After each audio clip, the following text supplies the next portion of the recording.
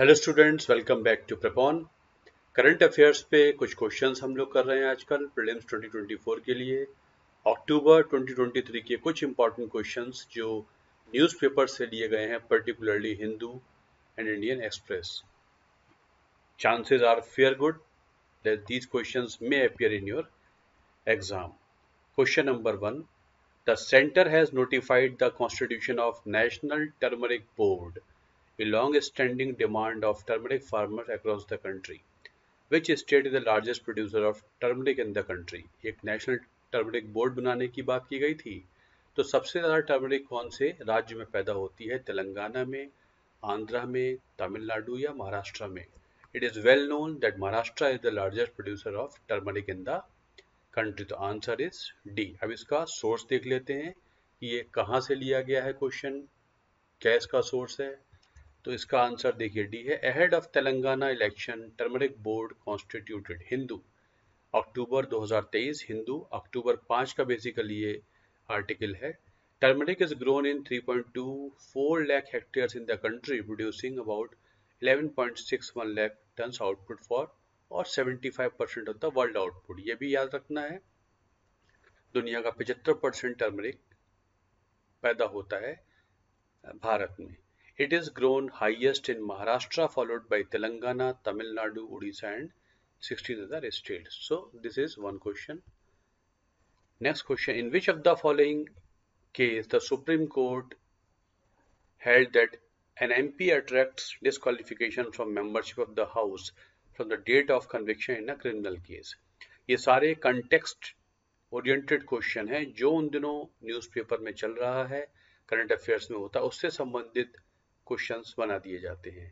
तो किस केस में सुप्रीम कोर्ट ने कहा था कि जिस दिन कोर्ट कन्विक्ट करता है व्यक्ति को, उस दिन से डिस्क्वालिफिकेशन शुरू हो जाती है। लोक प्रहरी 2018, PV Narasimha Rao 1998, lily Thomas 2013, Ram Jethmalani या सुब्रमण्यम स्वामी 2006। इट इज वेल नोन, ये 2013 का केस है जहां से जो कन्विक्टेड क्रिमिनल्स एमपीज वगैरह हैं, अगर जिस दिन से कोर्ट उन्हें कन्विक्ट करता है उस दिन से उनकी डिस्क्वालिफिकेशन चालू हो जाती है। और बाद में लोक प्रहरी में सुप्रीम कोर्ट ने कहा अगर कोर्ट किसी वजह से कन्विक्शन को रोक देता है तो डिस्क्वालिफिकेशन लागू नहीं होती है। ये 2018 का केस है। तो लिली थॉमस केस बहुत बहुत फेमस केस था और इसी के बाद फिर कोर्ट ने कहा कि स्पेशल कोर्ट्स बनाए जाएं और एमपी एमएलएस के जो केसेस हैं वो जल्दी से जल्दी निपटाए जाएं। आपको ये भी याद होगा 17 लोकसभा में 43% MPs were having criminal background. Next question. ये देखिए NCP's Mohammad Faizal disqualified as Lok Sabha member. Hindu का है। Section 8(3) of RPA 1951 mandates that an MP can be disqualified if convicted and sentenced to not less than 2 years of imprisonment.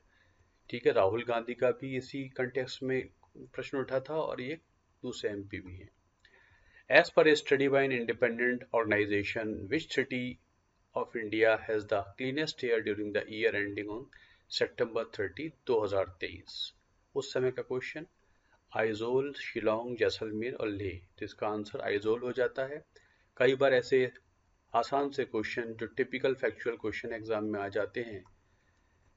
Delhi is the most polluted city, Aizawl has the India's cleanest air. Mint का है ये। The analysis conducted by independent think tank Climate Trends and tech firm Respirer Living Sciences that manufactures real-time IoT-based air quality monitoring devices showed that Aizawl, Mizoram has the India's cleanest air with PM 2.5 level of only 11.1 microgram per cubic meter.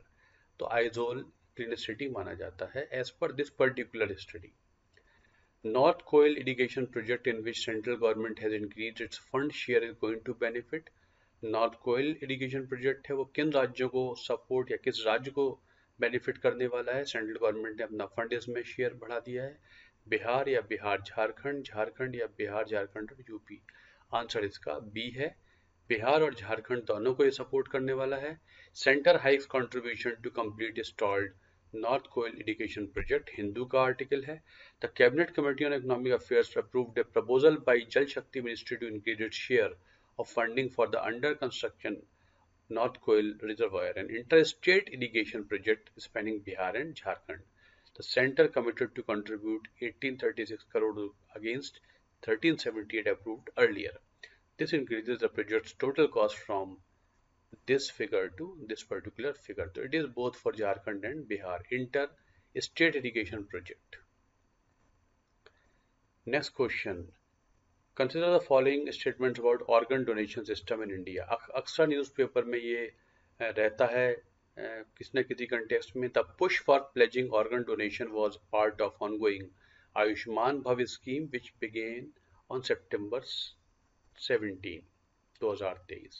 Maharashtra has the highest number of organ donors as per the Union Health Ministry records. कौन सा सही है इसमें? C is the answer. Ayushman Bhavya scheme के तहत organ donation की pledge कर सकते हैं और सबसे ज़्यादा ऑर्गन डोनेशन डोनर्स जो हैं वो महाराष्ट्र में हुआ करते हैं एज पर दिस. तो आंसर देखते हैं इसका क्या इसका कंटेक्स्ट है. Nearly 70,000 people have pledged for organ donation. Health minister Mandaviya. Maharashtra has the highest number of organ donors as per the union health ministry records. This is followed by Madhya Pradesh and Telangana. तो महाराष्ट्र में donors हुआ करते हैं.